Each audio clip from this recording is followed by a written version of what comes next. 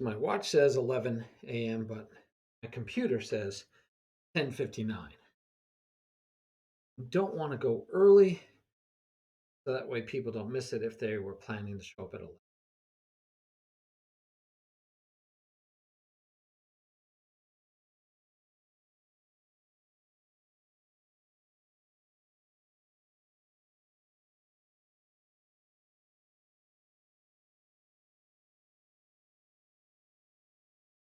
All right, we should be able to get started. I'm curious how this will work. All right, so we're going to be doing a game review. So on Monday, we introduced the concept that we're working on, which happens to be why do they do that? Actually, we're looking at how do you think every move? How would you think through a chess game? What should go through your mind? So we said there were six things that, and there might be more. By the way, just so you know, I'm always happy to be wrong. You chat me, you send me, you can message me on Lee Chess if you like. I'm Tiberian, but you could do it here also and chat me. And if you offer something that I'm wrong, if I can find out that I'm happy to learn new things, I'm happy to adjust what I've been thinking. And if there's something else we need to add to this list of how to for a beginner to start thinking and think better so that they make better moves, please do not be shy. Let me know. I will not shoot you down. I will research it, see if you're right, and then we will incorporate it. We can learn together. The items I have in bold here are the items that up above.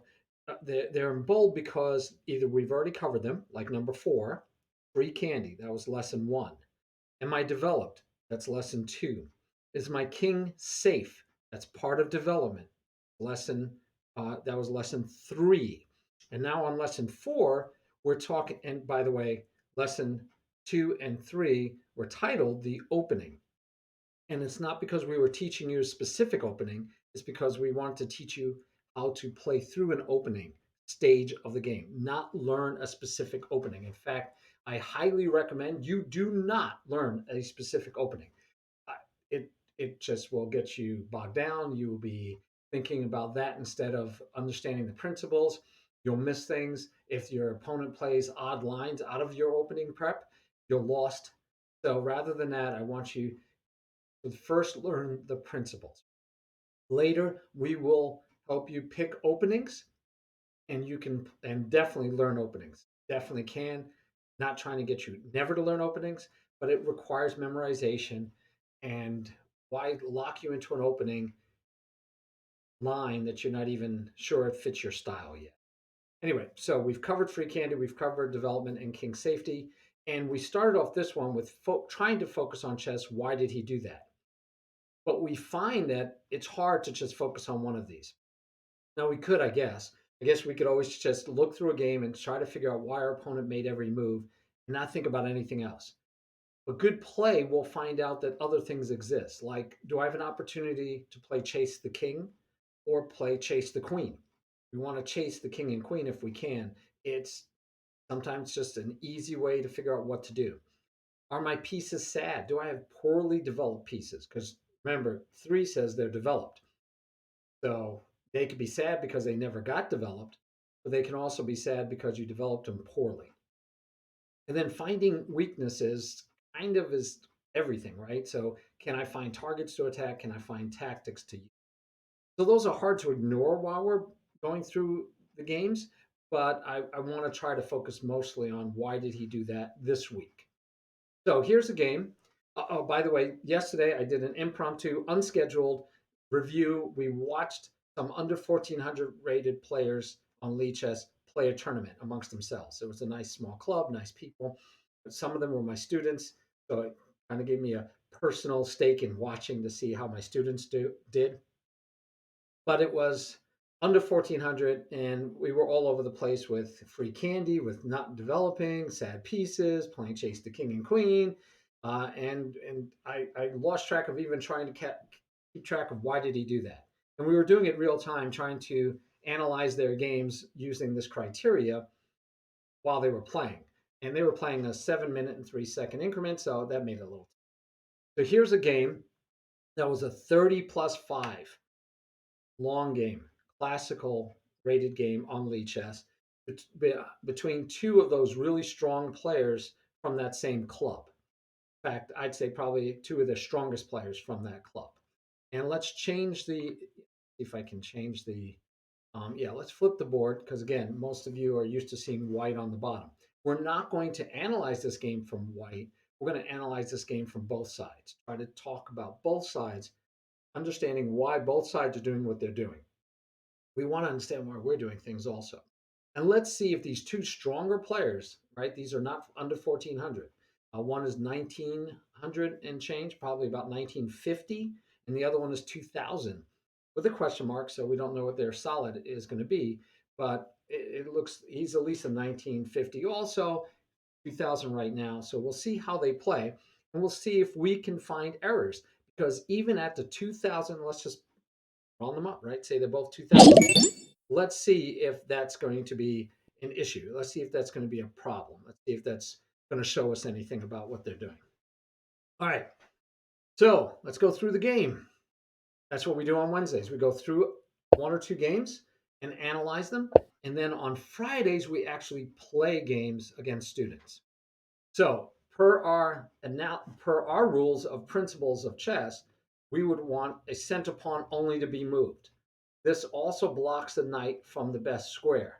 So these would be under development or poor choice because the only thing that can develop after this move right away would be the queen. And we know we don't want to develop that early. So we'd say that isn't the best move as a beginner. Okay. I know it's the Caro-Kann. I know it's a playable opening. And I know more advanced players, yes, please go ahead and have fun. Play the Caro-Kann. We're talking about beginners. For beginners, we only want to move the center pawns. But yes, to be fair, the two people we're looking at are 1950, we said, 2000 rated, right? So they're not beginners. So they're allowed to play these offbeat openings. But I want to make sure that you're not thinking, oh, I should do that because that's what we just looked at in the game. So let's look at why, as a beginner, we don't want to do that. So we get our normal in the Caro-Kann, where now the bishop is free. And more importantly, we're attacking the center, hoping that we trade the center pawn. And when we take back, we will basically have lost our wing pawn for a center pawn.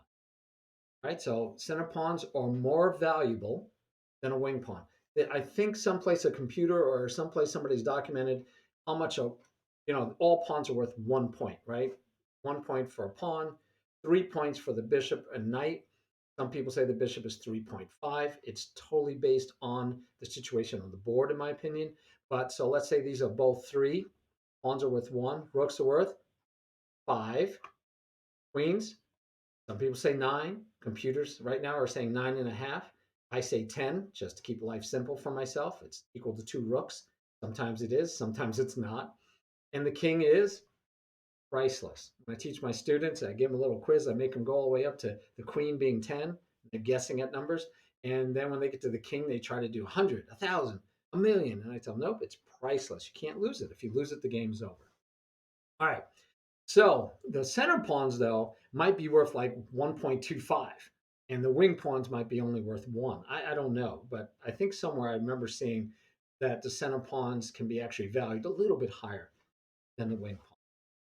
So let's see what happens. We get a trade, and this is fine. It's normal. It's a variation. I don't know it. I don't want to study the Caro-Kann. It's not an opening I'm interested in. So if I'm white, I'm playing based by the principles anyway. So right now, white has 1 piece developed, black has none. So white should jump on the train of saying, let's develop more pieces. So this is playable, right? Of course. Attacks the center, stabilizes center pawn, and it frees, this bishop already is free, but it frees this bishop. So hopefully quick development. So hopefully we'll see white do quick development. By the way, neither one of these are my students. So I'm not going to get as frustrated if they make bad moves, hopefully. So status quo, both we're pretty much equal in development right now. And black is not going to develop this piece as quickly. So white develops the bishop, no problem there. We get a check at the same time. We're playing a little chase the king. And black steps into the pin. So the knight is now pinned. Could have used the bishop and happily trade off bishops if that were to happen, but black chose to block and therefore pin the knight. White doesn't ignore. White decides I'm not going to move my knight twice in the opening, which would have been playable, right? White could have moved the knight here, and then black would have pretty much had to do this, and there could have been a lot of trading going on, but nothing else, and it wouldn't have been a big deal. But by white moving here, white would have moved here. Black now has actually got 3 pieces developed, but white's 2 because white moved the knight twice. And black is threatening to win this pawn, but more importantly, black is threatening to win this knight. So if black takes here, if white does nothing, if white were to take here to say check, this knight can come backwards after taking and take back.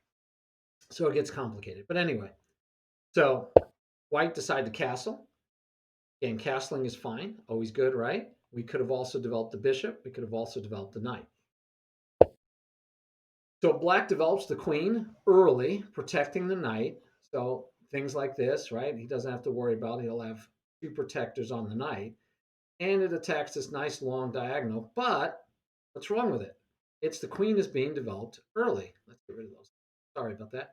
The queen is developed pretty early. And again, this might be status quo for the opening. And this is why, again, I don't want you memorizing openings. Because you'd be like, well, that's what the opening said to do. And you might not understand or realize any issues with it. So, what are the issues with it? We didn't develop a minor piece. This piece is still stuck, hasn't going to need a pawn push to get out yet, while white can quickly finish development. So, we'll see if white can jump on and get developed faster. And he does. He says, well, I'll develop the knight. Now, the only thing is, this pawn might do better here, creating a nice, strong pawn chain. Right, let's go back.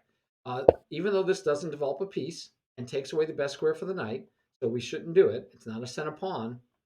But the exception would be, well, this really protects that pawn, blocks the queen from anything going on here. Might be a nice play. Might be a nice play. Not necessary, though, but could be a nice play. So this is fine, though, because we develop a piece. Attack the pawn, it's protected.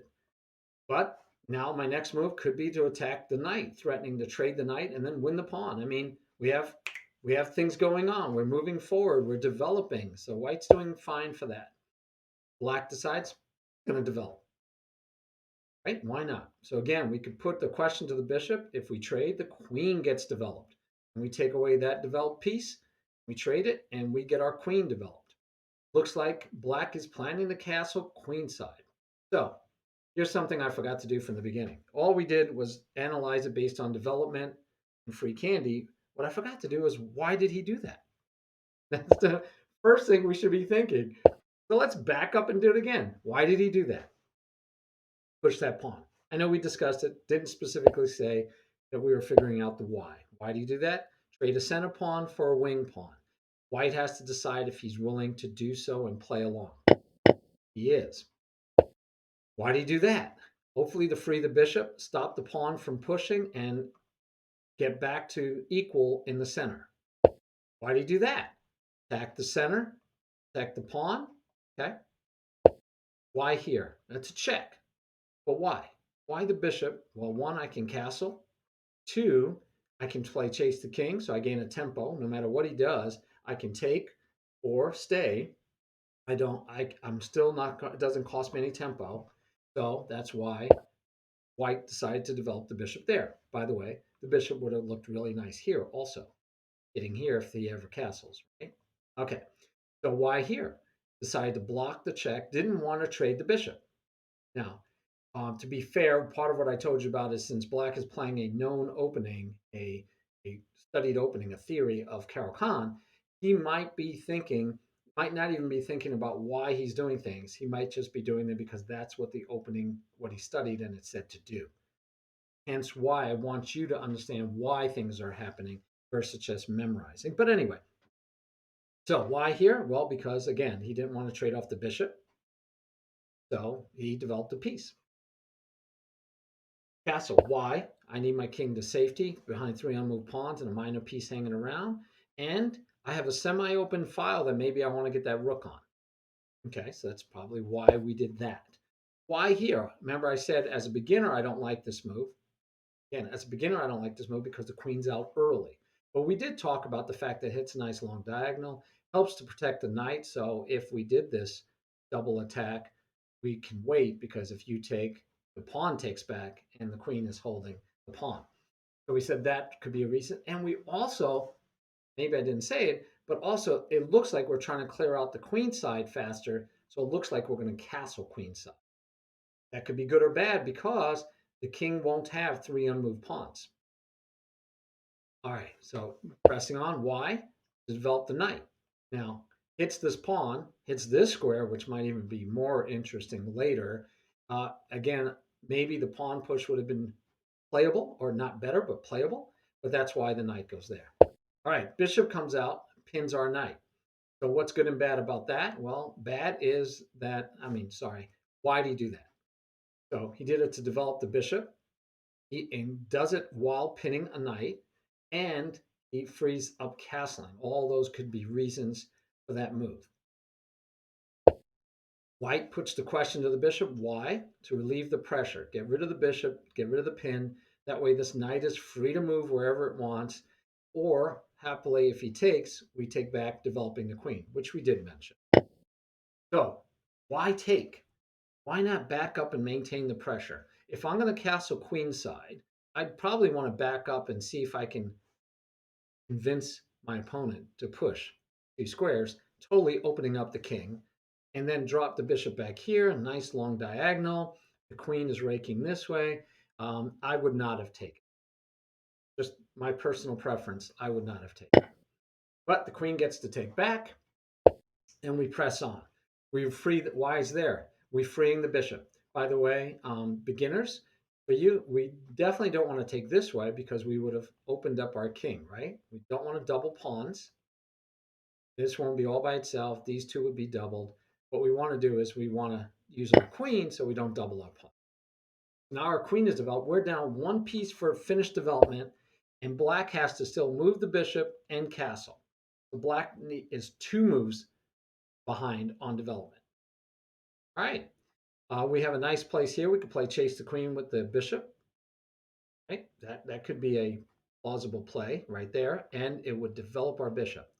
I like guessing sometimes what people do, and he did it. So the white bishop gets to develop, and we get to play chase the queen. Now the bishop could conversely develop and get out onto the board and block this attack. And that might be a simple way to go. And that is what black does. So now black is one move away from being fully developed. He could castle to either side. By the way, another option would have been to put our bishop here, not play chase the queen, and threaten to take with two pieces, right? We would win a pawn. So probably what we would see is the bishop coming here, different place.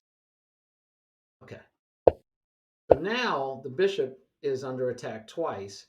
So we can't just ignore this. We either have to take, we have to put it here, and putting it here doesn't work. So we could put it here and attack the knight like we talked about.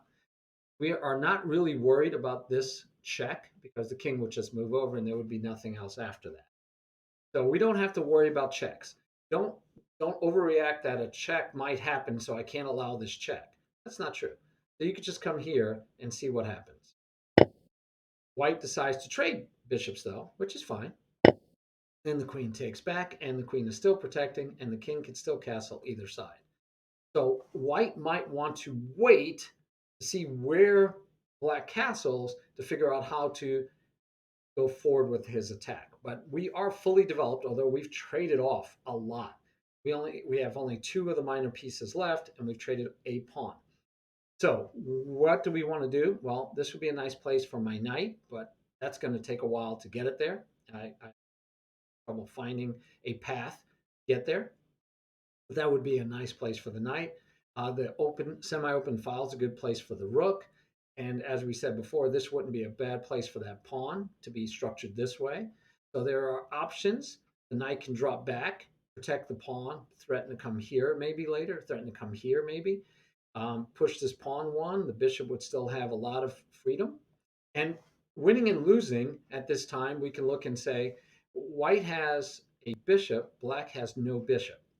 So white doesn't have both bishops, which a lot of the stronger players, IMs, grandmasters, they will tell you both having both bishops is a strong benefit that they sometimes will play for, even give up a pawn if they can get both bishops.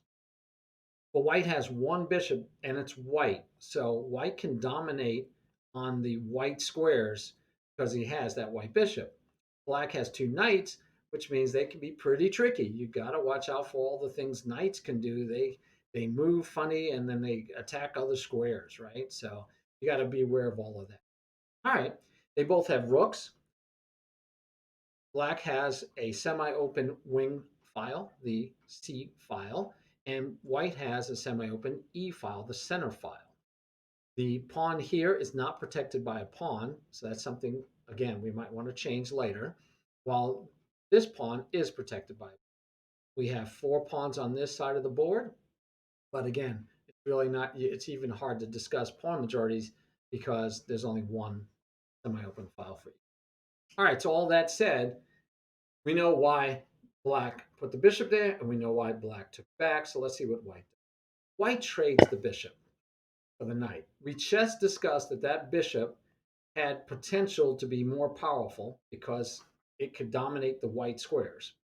Granted, black put all his pawns on white, which is the thing you should do. You should put your pawns on the color of your opponent's bishop. I know it seems strange, but it's not so that the bishop can attack your pawns. It's so that your pawns will restrict the movement of that bishop. So should this trade have taken place? Probably not. But it is what it is. We're there already, and we're coming down to a very equal game. Black could have taken with the pawn and then have another pawn to attack through the center and have a different semi-open file, which may have been harder for white to protect, but black decided to keep the pawn structure intact, not have one isolated pawn, but have two pawns. Again, that's another question, and again, more advanced for you to think about. But so far, so good. Both sides have developed.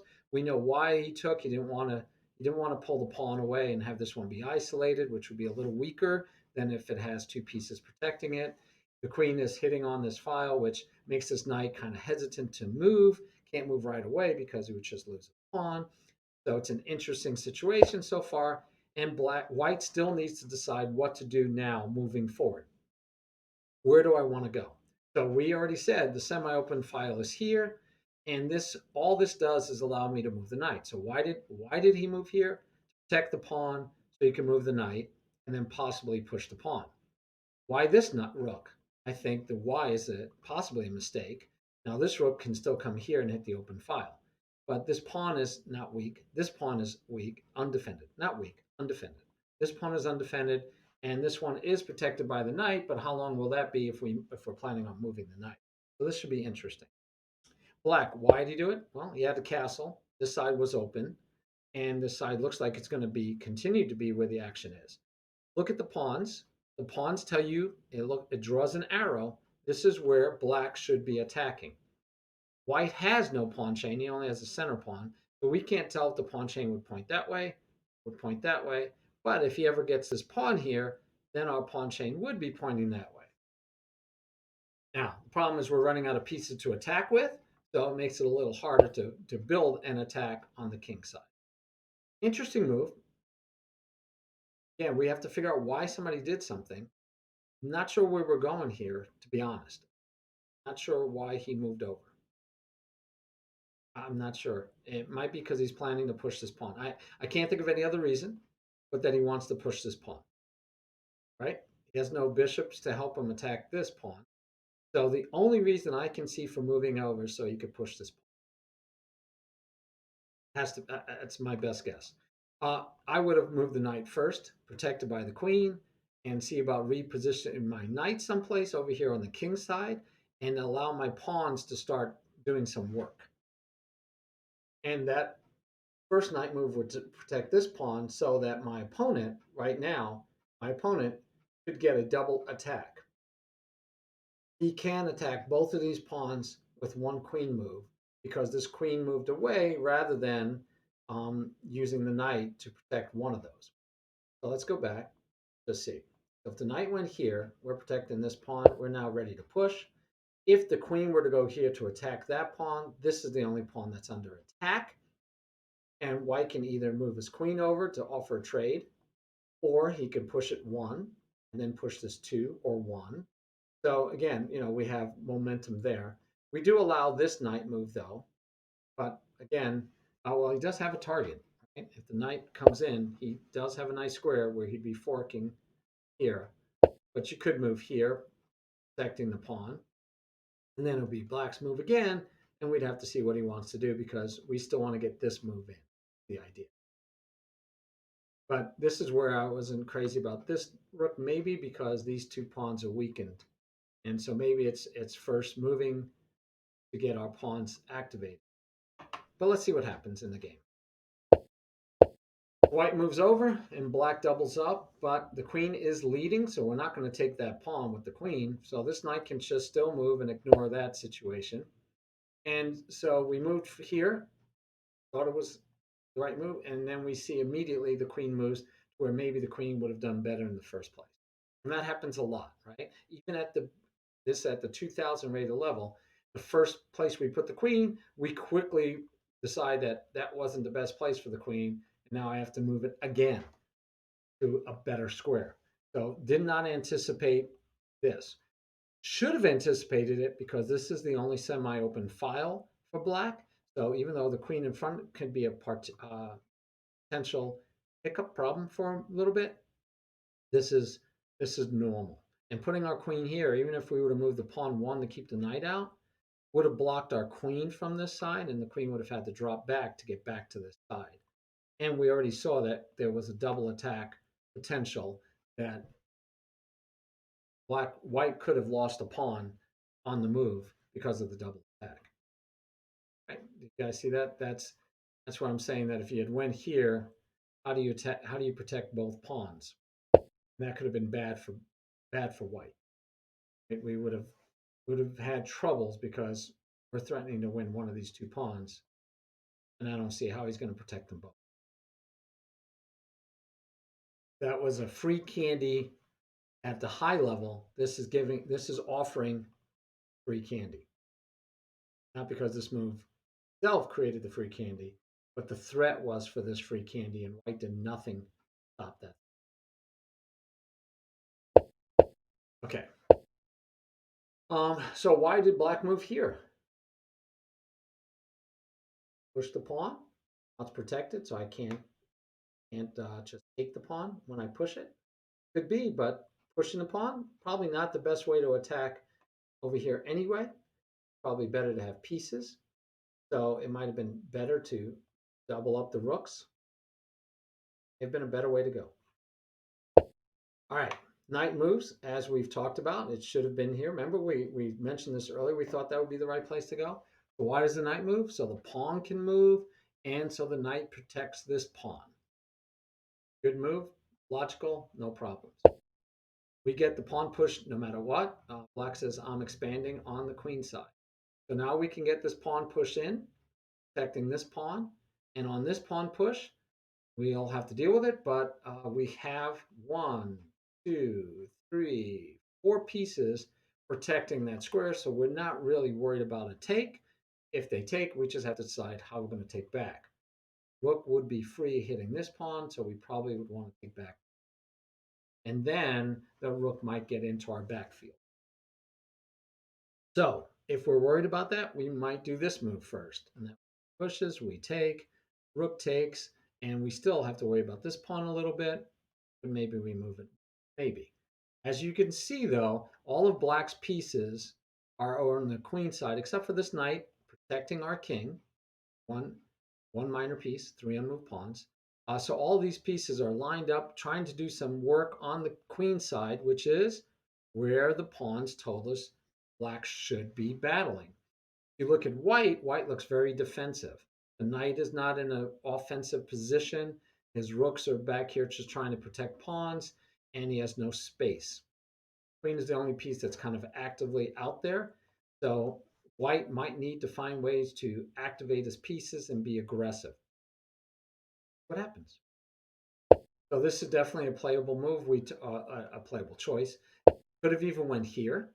There's no bishops to worry about. This would be a great outpost for the knight. That would be a great outpost for the knight, which trouble getting into either one of those. But this knight can plop in here. But hey, we got the knight ready. This is probably playable also. We already talked about here stopping the pawn. That could be played. We could play here, just one, to try to stop the pawn. Then the pawn pushes, and this square becomes. So all possible. This one is the one that white chooses, and black says, I'm all in. We're coming for you. All in. White can do this, which would keep this knight out, which may be worth it all by itself. This may be the move to make to keep that knight out of the game so that that's one less piece that can come over here and attack the king side. Instead, we deal with this pawn push, and we probably going to get some trading. No, we get the knight where we said it should go. Problem of chasing it now is that knight gets to hop here and then into this beautiful square.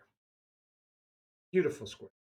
So it's a little late, but we should have, in my mind, kept that knight out of it. So why do we do this? Because we're worried about this pawn push. Right? So we're trying to pile up on that square, but we're missing the fact that finally now the last piece comes over for black, and black has all of his pieces attacking the queen side. So why is this here? To attack the queen side. Easy to push away? Yes. Easy to chase away.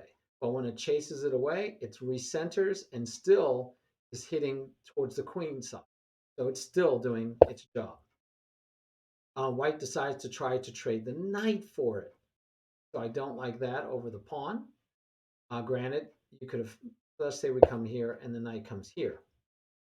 That's no problem, right? That's a free piece. Sorry, that's not going to work. So from here, really, the knight only has one good square, which is, well, I could go back to where it came from, but it should come here with threats of coming here. So I don't see how this knight move does anything. I mean, this knight still gets to go here, and this knight is pulled away from the queen side where all the action is.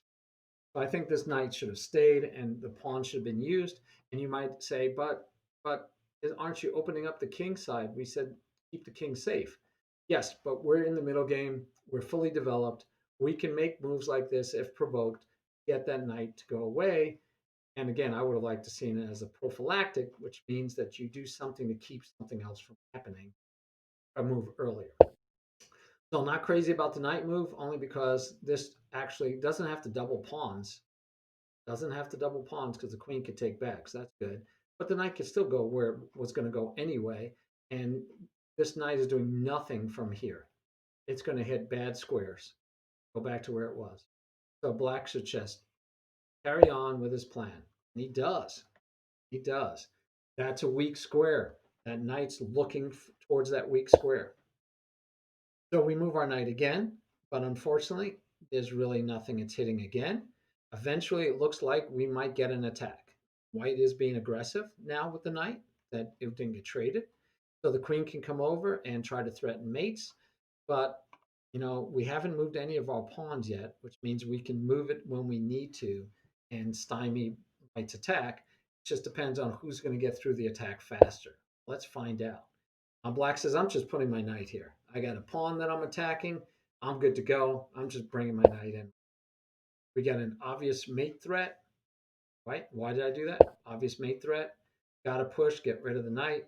Knight can come here. Check. King normally will come up. The queen will try to come here. But then because the king is here, the queen won't be able to get into here. So, you need to get in there. So maybe here even better protecting the knight. And then we might get the pawn. Let's see what happens. So we get another check.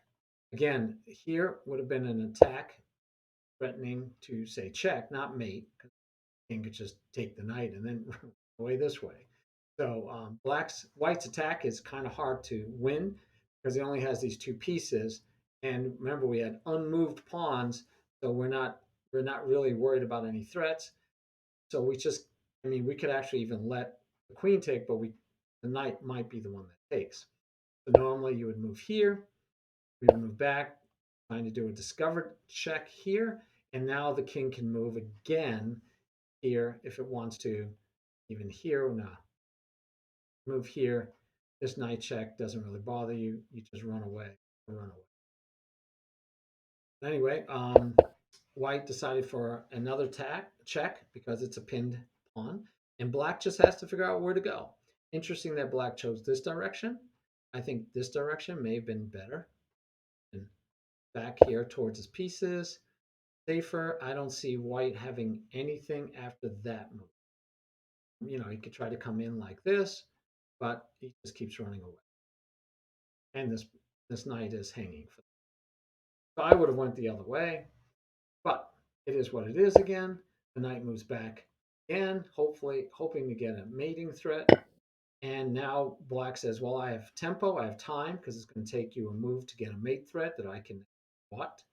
So I'm going to take the free pawn. White comes up here versus here, which would be a more immediate threat, hoping to get here so that black can't push the pawn, right? So if white is not if black is not careful, then black is going to be able to. I mean, white will be able to step here, and then we're threatening mate. And what are you going to do? You have no way to stop it. And can't get out. So that was a nice move. So again, why? Black should be saying, why did white move here instead of here or here or here? Why did white move here? Got to look at it, got to understand it. Make sure he knows why white moved there. White moved here. I'm here to threaten mate, and a mate that looks like ain't going to be stopped. So black says, nope, nope, nope, nope. I won't let your queen in there. Good move by black. Understood why the queen was put here. We have the pinned check again, and this time black goes where I was thinking he should have went. But again, I'm happy to learn. I'm not an expert. Well, I'm almost an expert. I'm not a master. Sure, not a master. Not titled. We get our check. Knight is still hanging, and we get to where we discussed might be the best place for this king anyway, in safety wise.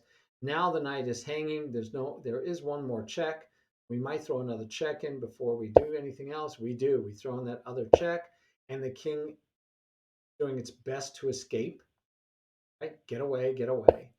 Another check, saving the knight, and the king is getting away. And now it's pretty interesting. The king is going to go to where all the action was, because this minor piece left the protection of the king. Because that minor piece left the protection of the king, white was able to at least chase this king out, right? Say, go, run away. And so now the king is out in the open, but we have a lot of pieces off the board, so it's really going to be hard to still find a way to get at that king. Back the knight, but unfortunately the knight can go back to this awesome square it had before. This pawn is protected way enough time. So I don't know why. Might be to attack this pawn. Me personally, I liked it over here. I think it was better here. But this does allow the queen to attack this pawn, which is dangerous at the moment because of the king being aligned with the queen. So I'm not sure about this move. It does keep this pawn from pushing, but this pawn could still push. So not sure about this move. I think I would have preferred here. And if you look, if the knight was there, this queen move would be impossible. So another reason to like the knight here. Now, queen could have come here, but it can't go to where it went. Anyway, no big deal. All right, so why? I don't know. At this point, I think white is only down a pawn, threatening to be down another pawn, but he's playing chase the king. He's been playing chase the king this whole time, right? That's all he's been doing is playing chase the king, which is really good to do in the opening, because if you could play chase the king while developing your pieces, that's all that time and tempo we talked about, the value of time and tempo. The problem with this one is we're in the middle game getting close to the end game. Playing Chase the King is still okay, but it's less valuable because black doesn't really have ways to hurt. I mean, white doesn't have ways to hurt black. White can't get to the king because the king can just run, and we'll see what happens. What do you do when you're under attack?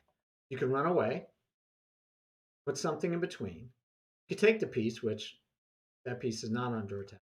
And if it's check, you can't attack anything of greater value, which you could do with any other piece. So black says, I've had enough of this. I want to trade. We could trade the queens, and my king will actually sit in this weird square. But guess what? If once the queens are off the board, we probably could say we're definitely into the end game. We might be in the end game right now, but we're definitely into the end game if we trade queens. And if we trade queens and we're in the end game, where do we want our king? Behind 3 unmoved pawns? Or do we want a king actively employed? We want our king actively employed. Again, that's something we haven't gotten to yet, but I'm telling you now, bonus material. So we want our king actively employed. So this is actually a great trade for black. Black should be very happy if this trade happens because he will have gained this advantage of right the king being out in front, out in the center of the board. So white says, nope, I'm not going to trade queens because I'm down. I need to keep my queen on the board and keep my options open. And we do have a free pawn that we're looking at. By the way, if this were to have happened, white could have gotten back that free pawn immediately and then maybe see if he can attack that one. This one drops, unfortunately for white. So it would, he'd be losing a pawn back. So probably not good because of that, and because the king would be centrally posted, and we'd be entering the endgame, and black would have all the advantages of the endgame. Now the king is still exposed out in the open. You still have 2 rooks and a queen trying to get at that king, and that pawn is still available. So black says free candy. We know why he did that move. Free candy. We know why white did this move because he wasn't ready to trade queens. We know why black did that move because it was candy. Now threatening free candy again, which is a little risky because of him. That's possible, but now pawns can protect when he takes here. So this is more free candy being threatened to be taken. White ignores that and says, I'll take this free candy. Why did he do it? Maybe because he couldn't find another move. He definitely had enough time. They were playing a 30 plus 5 game, and black actually ends up with more than 30 minutes at the end of the game, so he was moving very fast. And white ended up with 26 minutes, also moving very fast. In fact, both were probably moving too fast for their own good. Yes, you can move too fast. So the king develops again and develops. The king moves out of the way. So now this rook is free, this queen. We have 3 pieces hitting this pawn. And so white is happy. Black is happy. Black is like, I got all my pieces coming at you. My rook is about to be free. My king is safe enough. And yeah, you can have that pawn that you took way over there, which is not going to be important. Why did white do this? I think white's trying for counterplay. Maybe push here for a check. Then he'd have at least a passed pawn. Black will have 2. But I think he's looking to make counterplay because he's running out of possibilities. And so natural for you to try to create counterplay when you can. Interestingly enough, I think black could have just taken. Can't take with the queen, right? Because that would just, thank you very much. Rook would come over and you'd win a rook. So even with moves like this, pinning the king, you have time to do counter move. And then I don't know how you want to get another attacker on this knight. Problem. We have 1, we have 2 protecting it, we have 2 attacking it. And no matter how you try to get another attack, let's say we take. Don't want to take with the queen. Take with the pawn. Take here. Now I can take with the king even. And so now the rook is protecting the pawn. got two pieces protecting it, and I've got two passed pawns, and this one is just going to want to push real soon. So I think that game would have been over. I think Black was a little worried about the alignment of the rook on his king. So he chose to do this first, freeing his rook, but I don't think he even had to. I think he should have just taken the free candy. But that's why, again, why? I think it's the why is that he didn't like the pin after he took. So white says, well, I'm going to just push it and see if you'll take back this way. Maybe I'll have some activity. But so look at the covered attack.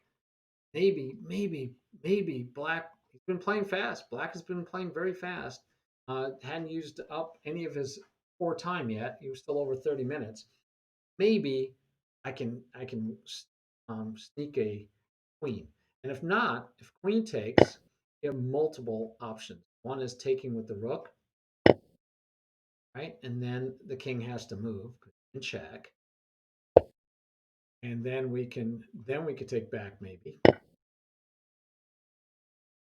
Another option would be if queen takes, we can get a check in first, king move, and then we take here, and now we're threatening this pawn. Um, Again, just look. I think white is just hoping for some counter. Let's see, what did Black do? Black did not take the queen. So let's look at the situation. We're up. Let's see, that's 5 pawns versus 6 pawns. So we're up 1 pawn, but we have the potential for pass pawns all over the place. So taking here wouldn't be bad. Ignoring it and pushing, protecting the queen would be bad. I wouldn't like that because the queen could just take, the pawn is pinned. That's a free piece. Don't like taking this way because of the discover check here. Uh, Obviously can't take that way. So I think simple would have been just queen takes queen. I mean, black gets a little bit of white gets a little bit of counter play for a moment, but it's not long lasting. But white did its job because white got black to slow down, and this whole attack slowed down a bit while white has some momentum back. So white goes for the check. So now at least he has a pass pawn also, and now all he has to worry about is a rook that's under attack by the knight. Guess what? You play chase the queen. Let's see if he plays chase the queen. No, he doesn't play chase the queen. Could have played chase the queen. And out of curiosity, um, let's see where the queen could have gone. Could have gone here. The pawn is looking a little juicy, but it's hard to get to it. But the queen has to stay protecting the knight, right? Which he was going to anyway. He's only got 3 possible squares. So the queen would have to go to one of those 3 possible squares, and then maybe the knight comes back into the game, see if he can get some action. But instead, we go this way, which is okay. Attacks the knight. It's not protected. Where does the knight want to go? It has this really good square still, but then we lose the queen. So not a bad idea at all, right? You think about it. Attack the knight, uncover the queen. Knight can't go here. It's just a free knight. Can't go there. So now the knight could go here, check, free knight. Knight could go here, free queen. That's pretty. This is actually pretty nice. Kind of like it. Can't complain. It does entice black to protect the knight. Unfortunately, good move, right? It's a pass pawn. It's getting closer to your 8th rank, and we just protected our knight. Good news is the queen can get a little bit of scope and get into the game by coming here, but after the check, can't get into that square, can't get into that square. We'll have to see what white does. Doesn't throw in the check, plays chase the queen. Gotta like playing chase the queen. Maybe the check first. Maybe the check first. Let's see. We can't go there. Could put something in between now that the queen is protected. Feasibility, put something in between. But let's say we move back. Not here because, well, actually we could go there because the queen can't go here and say check. Well, let's say we go here. And now we play chase the queen. So flush squares maybe? Maybe it doesn't make a difference. Okay, so back to just why. So why playing chase the queen, right? And hoping that that pawn might come in handy at some point. Can't can't do this rook, unfortunately, because it's just free piece. So we move again, playing check. Queen steps in front and says, nope, I want to trade queens again. Like the idea of trading queens because I got these last pawns. I'm up one pawn, offers a queen trade. White still says, no, no, no, no. Why do you do this? Because he again says, I'm losing. I can't trade material. I cannot trade heavy pieces when I'm losing. The black says, I'm going to protect the pawn. Could have thrown in a check first. Done much, I guess. King moves. So protects the pawn, no problem, right? He has his rooks not doing nothing anyway. Gets a second attacker. Throws in the check. Could have put a second defender, by the way, on the pawn. Could have just put the rook up here, second defender, and keep his knight here. And that knight was being annoying, just covering a lot of squares. So that knight could have just stayed there, and it just could have stayed. I think the knight should have stayed there and protect the pawn. But why do you do it? It's protected. It's a free tempo. I don't see where. Oh, I see where he's going.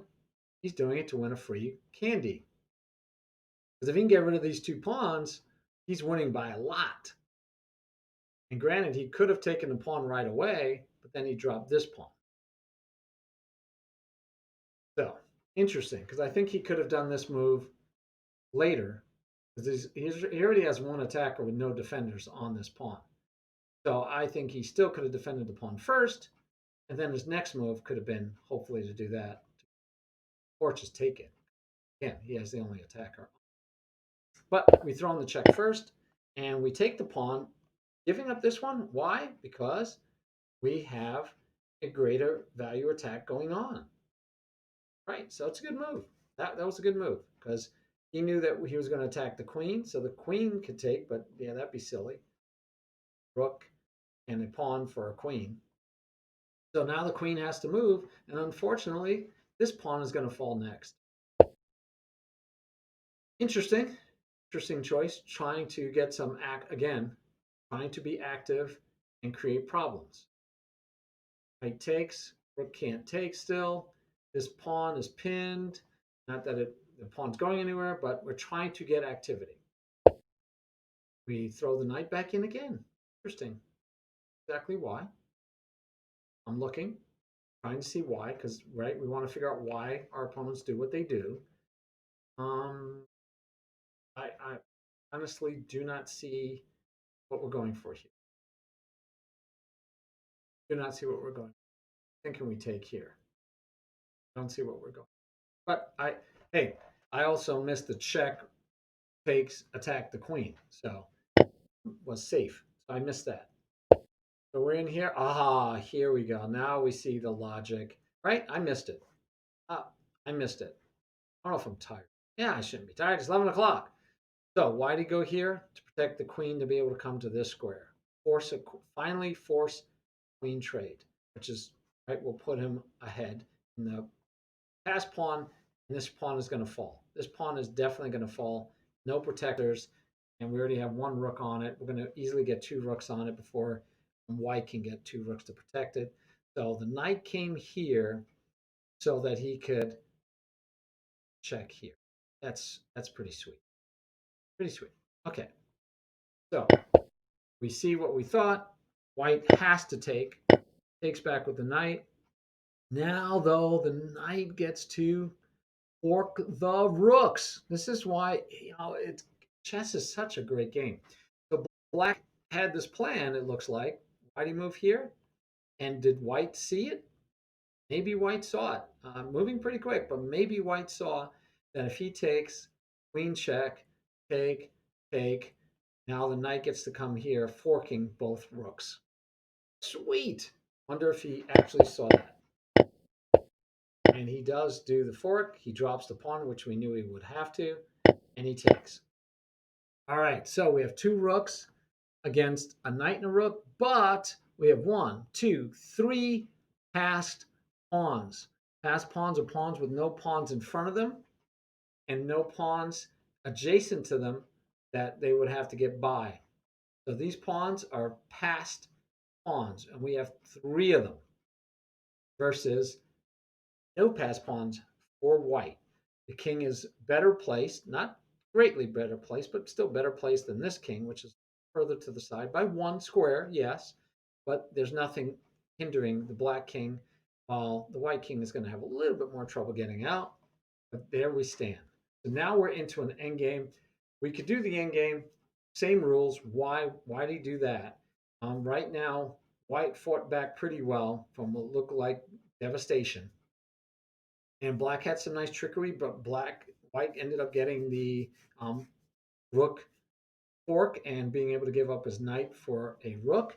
So, I don't know that both sides saw all that, but this is the end game they're in. And these two pawns are pretty powerful, but we have three passed pawns. And the knight, while it's not as good as a rook, especially not as two rooks together, should be good enough to win this game. And I will tell you that that is what happened. First, interesting here is it better for um, white to trade off rooks? Probably not, because a knight versus one rook with all these passed pawns is probably easier for black to fight against than two rooks. I think white needs to keep the rooks on the board and see if he could threaten to win another pawn, chase the knight, threaten to win another pawn, and get behind. And then with two rooks, I think he would have a better chance against a rook and a knight. I'll have to look it up to be sure what the computer says as far as what's better. But in general, I think two rooks. Remember, two rooks are supposedly better than a queen. Two rooks are better than a queen. So by trading, you are saying I have a queen versus a rook and a knight. I have a queen versus a rook and a knight, or I trade the rooks and all I have is a rook versus a knight. That's just up to you. Do you think it's better to have the equivalent of a queen versus a rook and a knight, or is it better just to have a knight versus a rook versus a knight? I think you'd agree that the queen would be better. So I think this is a large mistake. I think white should not be trading off rook. So now we have troubles because we're in front of the pawns. Rooks belong behind passed pawns. So what was the purpose of this move? Push past pawns. That's pretty straightforward and simple. Push past pawns. And now black is going to have a lot of difficulty stopping these pawns, especially when the knight gets to come over and help out. Here first, and then here. Trying to create a pass pawn of his own, but it's probably too slow. But that is a valid play. And the question is, can I get my king there in time? Yeah, my king probably could get there in time, and life would be just fine. Loses first pawn in this chain of events, loses another pawn in this chain of events, which now means that, and by the way, he's in check, so he can't even take the pawn. And now he's lost. So now this is lost, right? This is just lost. So black went from having three pawns, none of them passed. Not what should he have done, right? He tried this and it lost. What should he have done? Could have used his king as an active piece in the endgame, attack the knight, get his king to the center of the board, and then later try to make a pass pawn time allowing. But by doing this pawn is under attack. He totally ignored that this pawn was under attack. He has to defend that pawn, right? Or at least move it out of the way. It's under attack, it's free candy, and then unfortunately the next one is free candy. So moves two, loses that pawn, and then logically pushes this pawn, but the pawn is hanging. So again, he had put his king here, attacking the knight. The knight would have to move somewhere, and then he could push. Did he have time? He had 18 minutes. Definitely had time. So it's just really poor endgame play. And you think about it, they're both basically 2000, but endgame play is something that even this level obviously is not good at. So they got to this level because why? They win most of their games before ever before ever getting to the end game. So you still got to learn the end game. End game is important. I have a minute left. So we'll just go through that real quick. Obviously, bad play of the end game. Actually, that's the end of the game. White resigns at this point. Way too many pawns coming. No way to stop all this madness. King can come up. The knight can come over. These pawns can push. This pawn will eventually push. But should White have resigned? In my thinking, no. White had 18 minutes left. Played the endgame horribly so far. Doesn't mean that you should just give up. Right? One, you could get a stalemate, possible. And two, you never know. Obviously, you didn't play the endgame very well as a 1950, and so maybe your opponent also will make. Thank you for attending. If you got a chance to come, that's great. I hope that you can attend on Friday. On Friday, we play games, and we're going to look to see if we can do this thinking process, but mostly we're going to be trying to always identify why our opponent made their move. So we're going to have to play a little slower games on Friday, so I can talk through it also. But we'll have to do 10 plus 5 or 15-minute games, 15 plus 5. Otherwise, hopefully that was helpful. It was a nice game, I think, a game between two stronger players than what we've normally been looking at. They're not exactly beginners. They're still at the beginning stage, but might not qualify them as beginners. All right. Have a great day.